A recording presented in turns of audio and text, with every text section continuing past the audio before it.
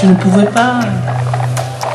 Je tutoie, je revois, je mélange le pluriel, le singulier, le masculin, le féminin. J'ai toujours dit que j'étais nulle, mais bon, puis je le dis aussi à ma fille. Mais bon, dis maman, t'es pas nulle, est-ce que tu vas à l'école, qu'elle me dit. Elle sait que je suis comme toi. Hein. Elle est contente de moi aussi. Hein, parce que je pense qu'elle a vu que je me suis améliorée quand même. Cette formation aux écrits professionnels est née en 1999. Elle fait suite à une étude prospective conduite par la profession, donc une prospective sur une réflexion sur les métiers, l'évolution des métiers. Nous avons fait 2 constats. Le premier constat était que le métier de la propreté, d'un métier technique, est devenu un vrai métier de service. Donc ça nécessitait de nouvelles compétences pour les salariés. Et d'autre part, 85% des salariés sont des ouvriers non qualifiés. Il fallait donc les accompagner vers cette évolution de métier. C'est très très complexe parce que qu'est-ce que c'est qu'offrir du service? C'est être salarié d'une entreprise de propreté au profit d'un client et côtoyer tous les jours des usagers. Et souvent, les agents de propreté se sentent plus salariés du client que salariés de leur employeur. Pourtant, ils sont là pour être les ambassadeurs de leur employeur. Et donc, ça suppose pour un agent de propreté énormément, on va dire, d'interaction. Sur le site, si vous voulez, on a un cahier de liaison. Et il s'avérerait que ce cahier de liaison, quand les agents ont un souci, elles notent sur le cahier de liaison le problème qu'elles ont.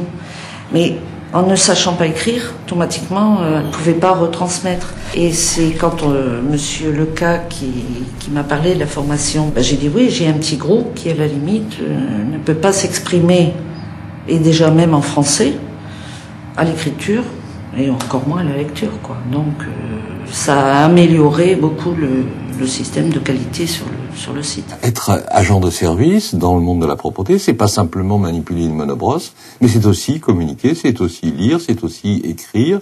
Et donc, le professionnalisme, au cœur de ce professionnalisme, il y a aussi des dimensions et des compétences qui ne sont pas que des compétences techniques, mais qui sont des compétences langagières. Pour l'orthographe, c'est difficile. Bon, les conjugaisons, ça nous apprend, oui.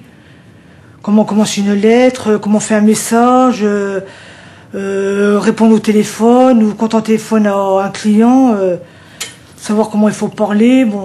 À la formation, ils vous ont bien expliqué les dangers. Et puis, on a eu du travail de ça, oui, avec une dosette, tout ça, avec l'aspirateur, avec le seau, comment est le seau rouge-bleu, tout ça. Les dosages, tout ça. Pour le dosage, tout, oui. Bon, ça vous a apporté un plus. Ah oui.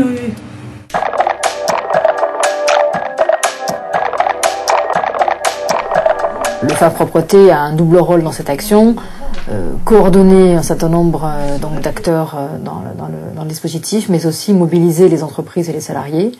Et la mobilisation des entreprises, c'est du travail de terrain, de prospection, de mobilisation, d'information, d'abord des dirigeants, puis dans un second temps, lorsque le dirigeant, les responsables d'entreprise marchent et décident de mettre cette action dans une priorité de plan de formation, de mobiliser ensuite en second niveau des salariés motivés qui ont envie de suivre 250 heures de formation, puisque ça dure 250 heures, sur une durée d'environ 10 à 14 mois, à raison de 3 heures, 2 fois par semaine. Ce qui nous a énormément intéressé dans cette démarche, c'est non seulement une démarche très active de pratique de la formation en partant donc des situations professionnelles que vivent les salariés sur leur poste de travail, mais également le travail de mutualisation des supports pédagogiques qui se fait donc au niveau national, donc en mutualisant l'ensemble des supports et des démarches de formation.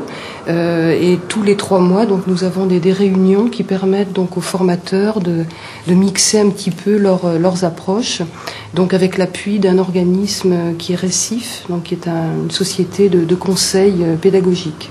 Ces agents sont amenés à manipuler des machines, à manipuler des produits, donc ils doivent bien interpréter les consignes de sécurité. Et donc la formation, là, je dirais, prend toute sa justification.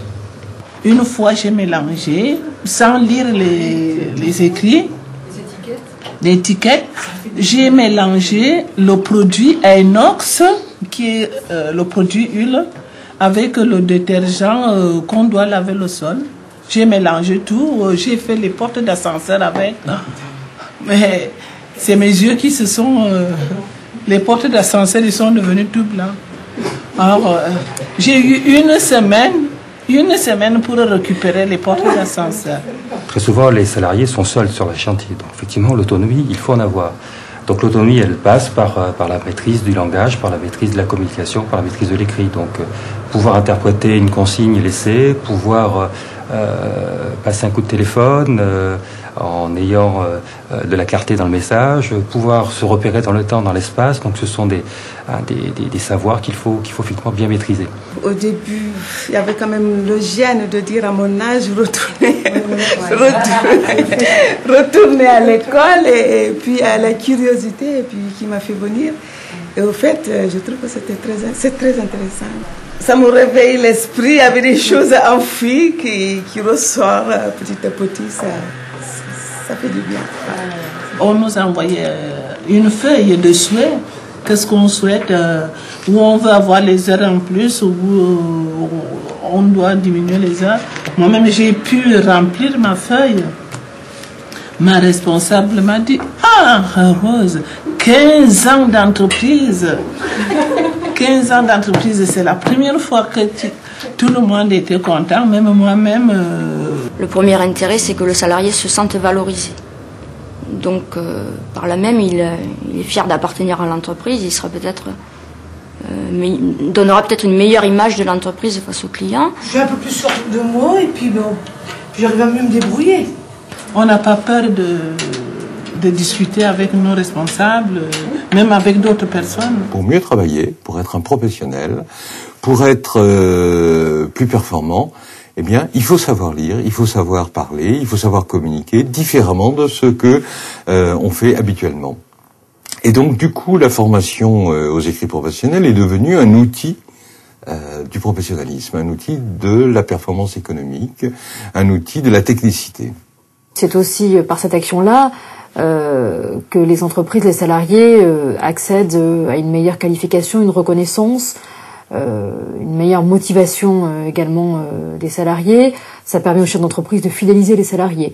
Et ça permet, dans un second temps, aussi bien souvent, de permettre à ces salariés d'accéder à une action de formation technique. Donc bien souvent, ils sont exclus au départ, puisque pour pouvoir aller en formation, il faut quand même pouvoir comprendre la langue française, à minima déchiffrer des pictogrammes, des schémas, des dessins, les comprendre.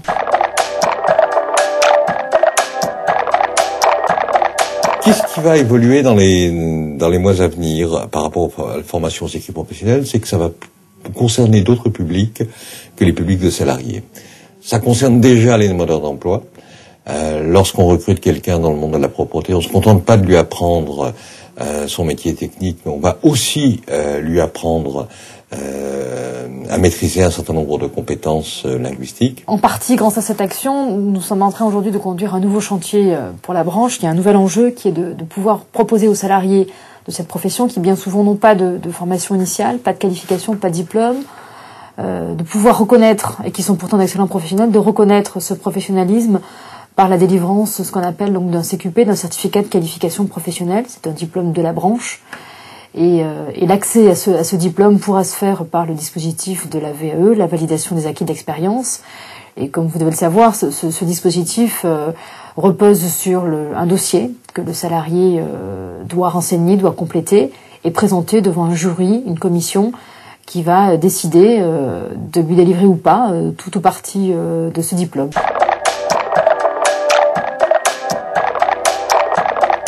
Ce qu'on a réussi à faire, c'est d'avoir une action sur la durée et donc de continuer à mobiliser toujours les entreprises, les salariés, les prestataires.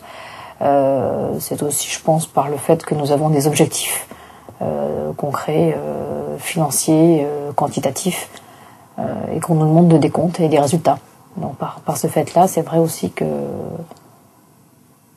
notre action perdure et finalement aujourd'hui est rentrée dans notre quotidien et commence à être demandée aussi par les entreprises.